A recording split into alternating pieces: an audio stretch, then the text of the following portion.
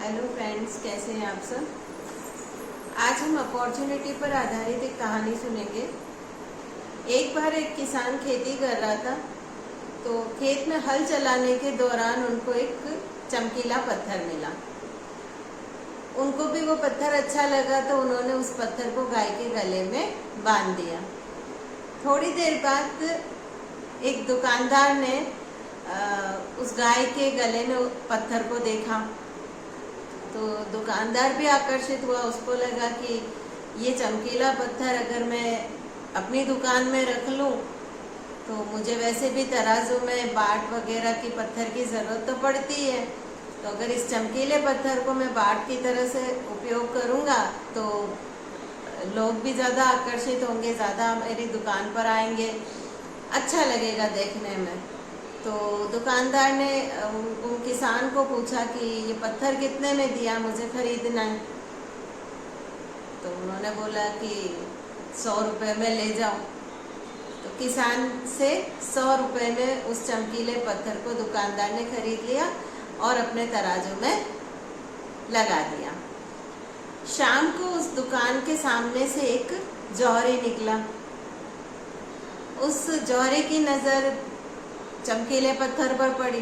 चूंकि वो जौहरी था, पत्थरों की बहुत अच्छे से उनको पहचान थी, फिर भी उन्होंने पास जाके ध्यान से देखा तो वो श्योर हो गए कि ये चमकीला पत्थर पत्थर नहीं है, ये बेशकीमती हीरा है, जिसकी वैल्यू दुकानदार को नहीं पता है। तो उन्होंने ऐसे ही अनजान बनते हुए दुकानदार को कहा कि ये पत्थर कितने में दिया, मुझे मैं खरीदना चाहता हूँ। तो दुकानदार ने कहा कि 200 रुपये में। तो जौहरी बोले कि नहीं नहीं, एक पत्थर के लिए कौन 200 रुपये देगा, 100 रुपये ले लो। तो दुकानदार ने बोला नहीं, मैंने तो खुद ही 100 में खरीदा है, आपको चाहिए तो 200 में, नहीं तो रहने दो।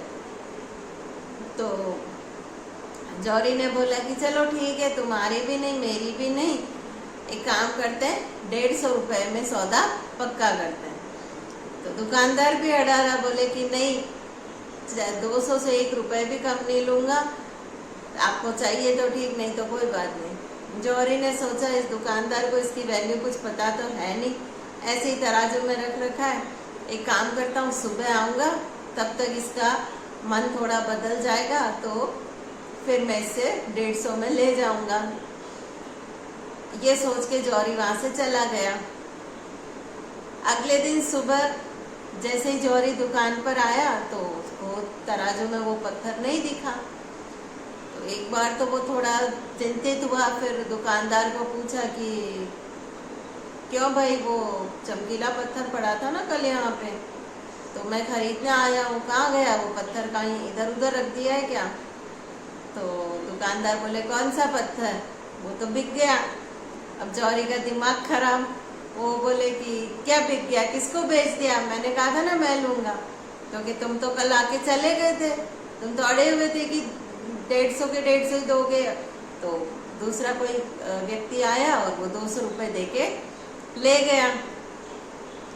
अब जौहरी जी को खुद पे भी गुस्सा आ रहा था, लेकिन उन्होंने वो भड़ास दुकानदार पे निकालते हुए कहा, कितने महामूर्ख हो तुम, बेवकूफ़ हो, तुम्हें पता भी है वो बेशकीमती पत्थर जो है वो हीरा था, हीरा, और तुमने उसको ऐसे ही किसी को 150 रुपये में 200 रुपये में दे दिया। तो दुकानदार बोले माफ़ करना जौहरी जी, मुझसे बड़े मूर्ख तो आप हो, मुझे तो उसकी कीमत नहीं बता दी, मेरे लिए तो वो सिर्फ एक पत्थर था, पर आपको तो पता था ना कि वो पत्थर एक हीरा है, फिर भी आपने सिर्फ 50 रुपये के पीछे इतनी कीमती चीज को जाने दिया। बात जौहरी जी के मन को छू गई। उन्हें भी लगा कि वाकई में अगर मैंने इतना नाप तोल ना किया होता, इतना फालतू दिमाग नहीं लगाया होता, तो आज वो कीमती चीज कौड़ियों के भाव मुझे मिल चुकी होती, जो मैं खो चुका हूँ अब।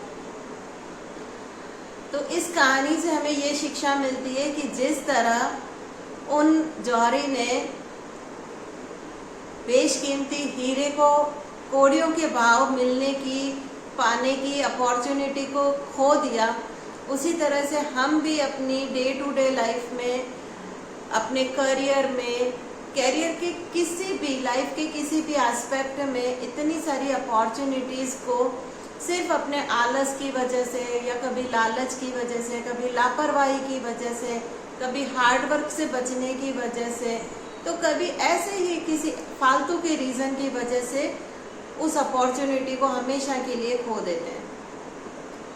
तो इसलिए जितना भी यूथ मुझे देख रहा है और दूसरी एज के भी जितने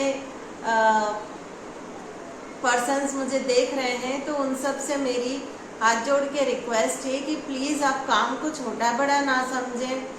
हमें जो भी अपॉर्चुनिटी मिले उस अपॉर्चुनिटी को हमें होल हार्टेडली बाहें फैला के स्वीकार करना चाहिए। आज छोटा काम है, कल बड़ा भी होगा। बस मेरे अकॉर्डिंग तो जो ध्यान रखने वाला है बस वो इतना है कि अपनी सेल्फ रिस्पेक्ट बनी रहे। हाँ, कोई जेन्युइन रीज़न है जिस वजह से हम वो अपॉर्चुनिटी ग्रैब नहीं कर सकते तो वो बात अलग है, लेकिन ऐसे छोटे मोटे किसी फालतू के रीज़न की वजह से या आलसी की वजह से हमें किसी भी अपॉर्चुनिटी को मिस नहीं करना चाहिए। हमें नहीं पता कि कब कौन सी अपॉर्चुनिटी एक बहुत ही ज़मीनी इंसान को, बहुत ही पुअर पर्सन को राष्ट्रपति, प्रधानमंत्री बना सकती है, बहुत ऊंचे ओहदे तक पहुंचा सकती है, नाम, इज्जत, शोहरत, पैसा सब कुछ दिला सकती है। और ये सब कुछ मिल सकता है जब हम हर एक अपॉर्चुनिटी को कन्वर्ट करने की कोशिश करेंगे लाइफ टाइम अचीवमेंट में।